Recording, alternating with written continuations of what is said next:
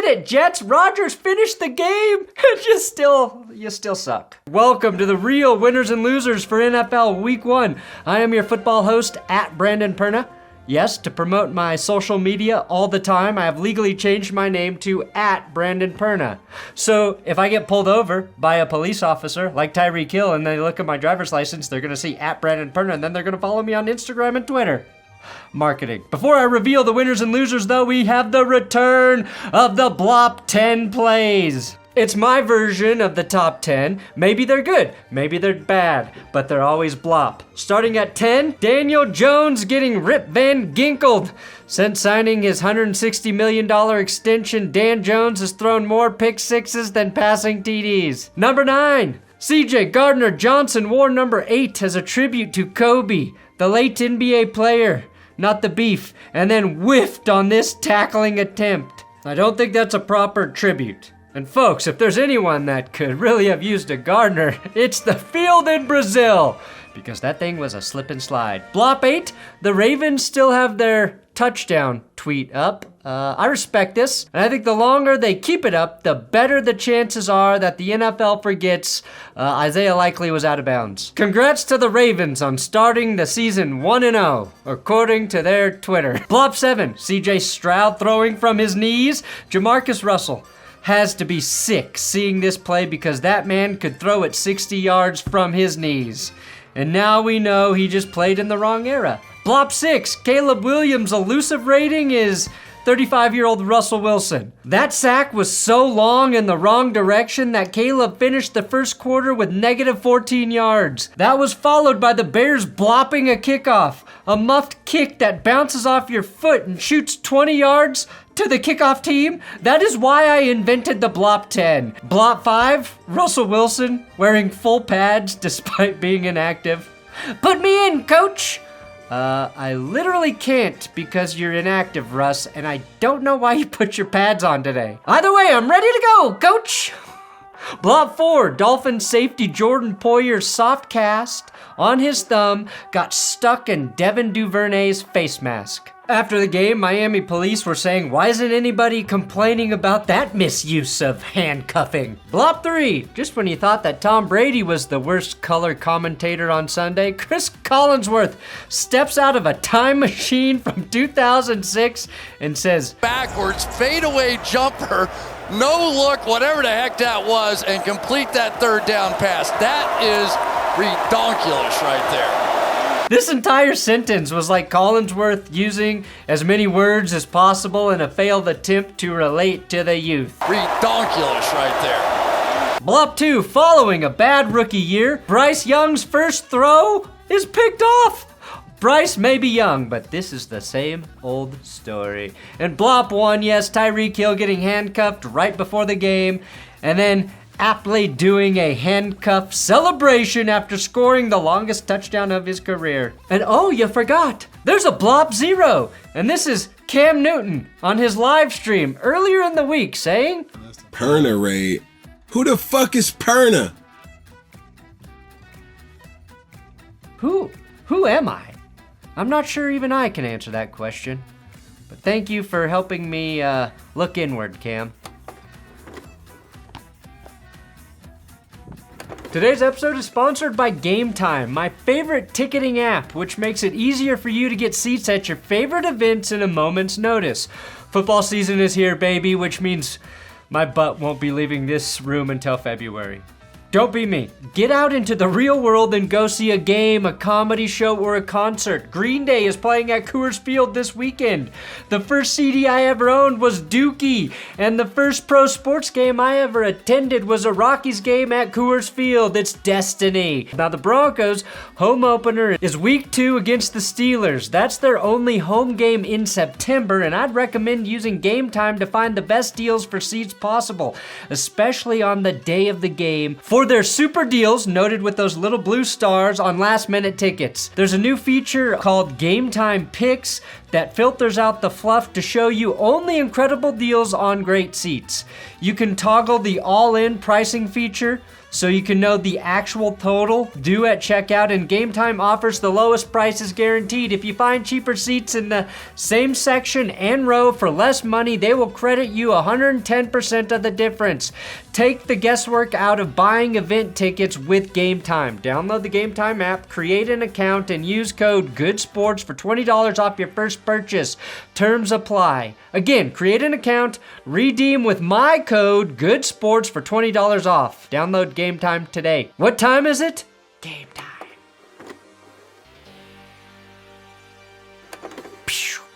Please don't forget to subscribe to this YouTube channel, and don't forget the deal I made with Bills fans. Bills Mafia, if we get to 1 million subscribers here by the end of the week, I will simply cover your team for the rest of the season instead of the Broncos. I will follow you closely, recap all of your games. But you got 1 week. Tick-tock. Now, the first victim of the dynamic kickoff rule was the Buffalo Bills, who let Arizona back into the game when DJ Dallas takes it to the house for the Cardinals, making him my least favorite DJ right now. What kind of music is that, DJ? Huh? Well, he responded with house music. You clever bastard, DJ Dallas. Arizona jumped out to a 17-3 lead in this game. Josh Allen had 2 passing attempts at the 2-minute warning at halftime. Then what happened? Josh Allen happened. God, I want Josh Allen to father my children for his football DNA. There, I said it. I love him. 2 rushing touchdowns for Josh, including a hurdle on one of them, 2 passing touchdowns, 1 to Mac Hollins, another to Khalil Shakir, proving the receiver by committee plan is working for Josh Allen and the Bills. Sunday Night Football gave fans a real win. We're winners. My winning I'm still here player, Tyler Johnson, who stops on a dime, changes direction, and runs for 60 yards. Now that's what I call yak. Something foreign to my Broncos. Now, Johnson's been in the league since 2020, had 36 receptions in 2021, and then disappeared. But he had a nice game for the Rams after Puka Nacua went down with a knee injury and was ultimately carted off the field. That sucks because we all love Puka. His story about being the only elementary school kid drafted to the NFL is inspiring to everyone. Puka Nacua, John R. Hummel Elementary. Luckily for the Rams, Cooper Kupp, still Cooper Kupp, 110 yards, an insane toe tap, and 14 grabs. John Johnson III may have picked off Jared Goff in the fourth quarter. He may have double the Johnsons, triple the Johnsons. Who knows, since he's the 3rd Johnson in a long line of Johnsons. Fuck, he could have 22 Johnsons, but it doesn't matter because nobody beats Goff. That's what real grit is about. It's Super Bowl or bust for the Lions, and they just don't bust. I don't see bust. I see Super Bowl. I don't know what the bust is. Winning cheaters? The Lions in their new uniforms. You can't see them in the end zone. You can't see the defenders. How else do you explain this Matthew Stafford interception? It's camouflage. Now, nobody outside to say Derek Carr really plays their best football week 1, and that was also true for the Lions, but they got the win. Jamison Williams had 121 yards in this game. David Montgomery got the majority of the carries, averaged 5.4 yards per, and Detroit limited LA to 83 rushing yards as David Montgomery ended it with a walk-off touchdown in OT. My winning quarterback this week is Baker touchdown maker. In the first game after receiving an extension from the Buccaneers, Baker Mayfield picked up where he left off last season, throwing 4 touchdowns and no picks and hitting on 24 of his 30 throws and having the highest passer rating through Sunday night. And this grab by Mike Evans in the end zone with a guy draped all over him, do not tempt me with a good time, Mike, is easily my winning catch of the week. With a guy draped all over him. Touchdown Tampa Bay. Fire the cannons. Get him going. Also, just 1 sack taken by Baker. What makes Baker's excellent performance all the more delicious? It's that it was taking place while the train wreck that is Deshaun Watson was melting down against the Dallas Cowboys. And somewhere out there, Russell Wilson is still yelling, "Put me in, coach, put me in." My losing QB? So many to choose from this week. Bryce Young, Deshaun Watson, even Joe Burrow wasn't efficient. And I do not want to be too hard on any of the rookies here, mine especially. God bless Bo Nix. I already recapped the entire Broncos game in the new worst episode, so if you want to learn more about that game, click there. So instead, I'm going to Jenny McCarthy and single out a veteran, Mr. Daniel No Dimes, who was fully healthy against the Vikings and looked genuinely very bad. His worst play of the game, coming on a pick six to Rip Van Ginkel. Dimes was just 22 of 42 for under 200 yards, no touchdowns, and a pair of picks. Oh my God! He usually had something on the ground with his legs, but the Vikings bottled him up for 15 yards on 6 carries. Perhaps just as bad, he caught a ton of flack outside the stadium after the game. And honestly, waiting that long after the game to talk shit is next level hating. I need a mill, Danny! I need a mill! You suck! So congrats to the Giants fans who clearly have no families to go home to. You're the real winners. Losing team, the Panthers.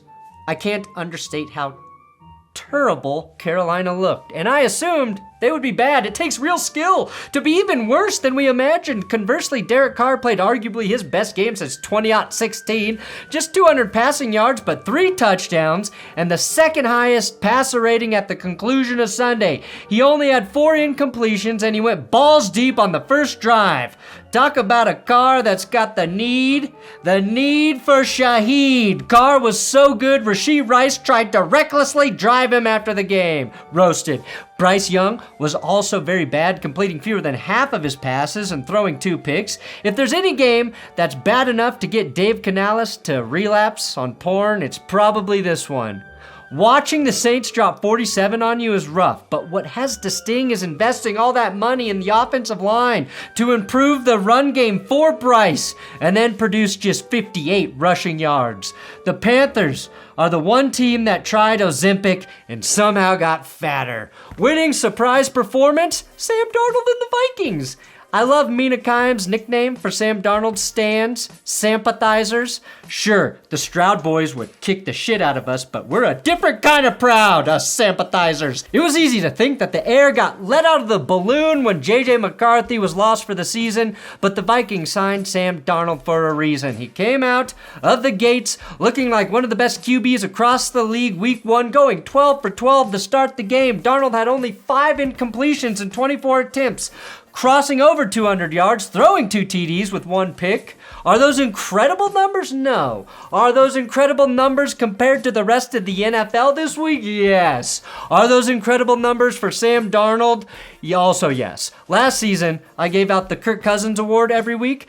That was because the Vikings kept losing, even though Kirk Cousins was playing very well. It was given to the quarterback that no matter what he did, his team lost. That no longer makes sense, right? So in light of the ESPN player poll saying Josh Allen is the most overrated player in the league, I will be handing out my Josh Allen Award every week to my most overrated quarterback, which ironically, this week is going to Kirk Cousins. This motherlicker demanded $100 million guaranteed from Atlanta to come in and throw for 155 yards, 2 interceptions, and just 1 touchdown. I know, the Steelers' defense is good, but in terms of elevating the offense, Big Kirko didn't do it. In fact, he threw a crippling pick in the final moments of this game. And he did throw a touchdown to Kyle Pitts, a rare thing to happen in Atlanta, but Atlanta's leading receiver in this game, Ray McCloud, with 52 yards. I'm also adding another award this year, my winning game manager. We saw elite game management from Jacoby Brissett, who did really nothing, neither good nor bad. Just managed in the Patriots' upset victory over the Cincinnati Bengals on the road. Brissett threw for 121 yards, no touchdowns, no picks, as the Patriots' 16 points on offense was more than plenty to fell the mighty Bengals in the jungle. These are the kind of performances that will keep Drake May on the bench and guarantee at least 3 more contracts to be a bridge QB for Jacoby. And actually made some plays with his legs, which is surprising. He's like probably the slowest black quarterback in the league. No. The Bengals get my losing sequence. They threw what they thought was a touchdown pass to Mike Gesicki, but then the officials overturned it because he kind of bobbled the ball as he was rolling out of bounds. On the following play, Joe Burrow throws to Tanner Hudson, who on his way to trying to get into the end zone fumbles the ball. costing Cincinnati everything. Losers? Pretty much all of the hype for the rookie quarterbacks. That's dead now. Bo Nix had a passer rating of 44.4, sandwiched right between Deshaun Watson and Daniel Jones, giving him the second lowest passer rating of any qualified QB. And trust me, you never want to be part of a Deshaun Watson sandwich. Caleb Williams did absolutely nothing to contribute to the Bears' victory over the Titans, and Jaden Daniels had a pair of rushing touchdowns in the Commies' loss, but couldn't get much going through the air against the Buccaneers. Overall, I'm not going to read too much into any of these debuts. Talk to me in a few weeks. Then we'll decide which of these guys are Hall of Famers and which ones should be kicked to the curb. My winning rookie this week? Who are some of the best rookie wide receivers out there? That was a hot draft class, right? Well, it was not Marvin Harrison Jr., who had 1 catch for 4 yards. Instead, I'm going to the Jags' first-round rookie, Brian Thomas Jr., who caught 4 passes for 47 yards, including a nifty TD in the back of the end zone against the Dolphins. Malik Neighbors did have 66 yards, which feels like 200 in that Giants offense, and Ladd McConkey caught Justin Herbert's only touchdown in his debut for the Chargers. Keon Coleman looked good after a shaky preseason, picking up 51 yards for Josh Allen in Buffalo, and Denver's Devon Vele led all rookies with 8 grabs, but of course those only totaled up to 39 yards. Obviously, I'm ignoring Xavier Worthy's 2 touchdowns because I recapped that entire game on Friday. But at the end of the day, the best rookie wide receiver is Ricky Pearsall for merely still being alive and maybe playing soon. And we've also got the Only Mahomes Award, which is going to a throw that only Patrick Mahomes could make, but it's made by a different quarterback. And I actually saw a throw that I genuinely don't even know if Patrick Mahomes could make. Anthony Richardson had a very up and down performance in the loss to Houston, but his stumble and slip and back foot cannon shot to Alec Pierce for a touchdown in the first quarter might have genuinely been the most jaw-dropping throw I've seen in years. At 65.3 air yards, that is definitely an FDR of the week. That is redonkulous right there. Better than Mahomes? No, but a better throw than I've seen out of Mahomes in a few years? Certainly. Richardson threw for 212 yards on just 9 completions. And somewhere, Russell Wilson is out there yelling, "Put me in, coach!" My winning receiver? It's pretty much impossible not to give the winning wideout to Tyreek Hill, who again, detained hours before the game, face down on the road, and then went on to put up 7 for 130 and an 80-yard touchdown against the Jags. Now, sticking with the Dolphins, my winning old man, 6'8", Calais Campbell, at 38 years old, on his 5th team, getting a sack on his first play in a Dolphins uniform. Welcome to Miami indeed. Mio, Miami. I should also shout out Packers receiver Jaden Reed, whose 138 receiving yards was the best through Sunday night, and his dominant performance, which was overshadowed by Jordan Love's injury and a very slippery field that made tackling look nearly impossible. My winning running back, Saquon Barkley, another stain on the Giants. Barkley shredded the Packers defense, running behind Bebop and Rocksteady to the tune of 109 rushing yards, 2 rushing TDs, and a receiving touchdown. Yes, the Giants were holding him back and wasted his prime. My winning workhorse, Joe Mixon, who got 30 carries for the Texans and churned out 159 yards on the ground. It feels like a certain team in Cincinnati could have used someone like that because the Bengals finished the game with just 70 rushing yards. My back from the dead player, J.K. Dobbins, who is finally healthy and ripped 135 yards for the Chargers on just 10 carries. He had a long of 61, so he averaged 13.5 yards per carry, but take away that 61-yard rip, and he was still averaging 8.2 yards. Jack Jones and Josh Palmer were ejected for fighting in this game, which I won't show, but here's a reenactment. My goodness, this is going on and on. Whoa. My losing testes, that goes to Antonio Pierce for electing to punt on 4th and 1 in the 4th quarter at the Chargers 43. No fake, just a little pooch punt. What kind of cowardly shit is that, man? My winning lineman, Chargers rookie Joe Alt, who had 11 pass blocking reps against Max Crosby, surrendered 0 sacks and gave up 0 pressures the entire game. And this was Joe after he altered from left to right tackle, and he absolutely stonewalled one of the NFL's best pass rushers in his debut. My winning defender? Not really a discussion. TJ Watt. I can't even, I just make sounds when I'm talking about TJ Watt. Oh, God, he was, TJ, how do you block that fuck? Look, Watt technically only had 1 sack of Kirk Cousins, but he blew up the pocket multiple times. He had a couple forced fumbles and sacks negated by penalties. Watt is the reason the Steelers won on the road. Well, him and kicker Chris Boswell, who was 6 for 6 on field goals, since the Steelers offense put the ball into the end zone 0 times. Losing team, the Browns. The Browns should be thankful that everyone was clowning on Tom Brady for his debut in the booth as much as they were for what the Browns did on the field. It's good to have you back. Oh, don't leave me hanging. As good as Cleveland looked at the end of last season with Joe Flacco, they look like the Browns of yesteryear against Dallas. Outside of Deshaun, the Browns only gave the ball to their running backs 14 times. Amari Cooper had just 16 yards, and the offensive line surrendered 6 sacks. Per Next Gen Stats, 50% of the Browns' plays were dog shit. A fun stat only tracked at the dog pound. Dallas looked good, Brandon Cooks scored, and my favorite stat of the week, Zeke Elliott, leading rusher for the Dallas Cowboys with 40 yards. Losing fans, gotta be Packers fans, if Jordan Love suffering a knee injury in the waning moments of the Packers' loss to the Eagles wasn't enough, seeing Aaron Jones do the Lambeau leap in purple was really the salt in the wound, wasn't it? Love's knee looked really bad, and it's definitely still not good, but it appears the Packers will navigate just the next 3 to 6 weeks without Love and his MCL sprain. Right now, their backup quarterback is Malik Willis, who they traded for in the preseason. Green Bay is already in the hole after the first game. The question now is, can they keep their season on track and tread water with, say, someone like Ryan Tannehill until Love gets healthy? If they sign Ryan Tannehill, we have to just call them the Titans, right?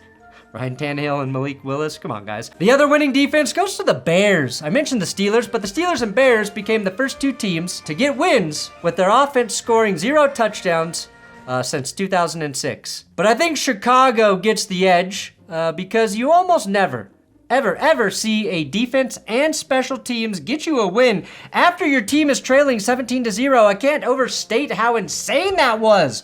Congrats, Tennessee. You're on Amber Alert because you shit the bed, Amber Heard. After his beautiful touchdown pass to tight end Chig Okonkwo and a Tony Pollard score, Will Levis did this to lose the game. This is my losing throw of the week from the Mayo Man himself. Just an absolutely gross pick 6.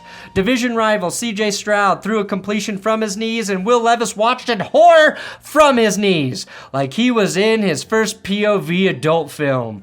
He also air-mayoed Calvin Ridley in the third quarter, which was the play that came right before the Bears blocked the punt and scored a touchdown on the Jonathan Owens scoop and score. Throw in a strip sack, and that's how the Bears bailed out Caleb Williams in his debut. And while the Bears offense didn't score, Caleb did fire a 2-point conversion, which was the only pass by a rookie QB to reach the end zone this week. Winners? Jets fans. On the 4th offensive snap of the game, the New York Jets fumbled the ball away to the 49ers. Never has a fan base been so okay with the worst thing happening on the 4th play of the game just being a fumble lost. After that, Aaron Rodgers led his first scoring drive as a Jet, working the offense downfield by throwing to Garrett Wilson and mostly Garrett Wilson until Breece Hall drove in for the touchdown. And even though the Jets got their asses kicked by a McCaffrey-less 49ers offense, we know Aaron Rodgers is all the way back, unlike Kirk Cousins. Rodgers threw his 18th touchdown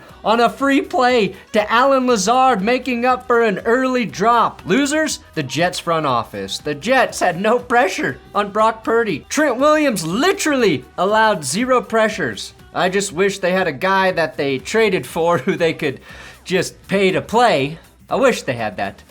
And you see how McCaffrey is dressed as he's inactive?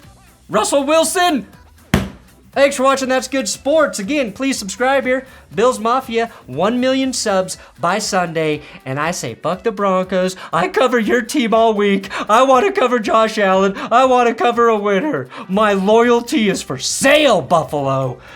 Get me into the Mafia.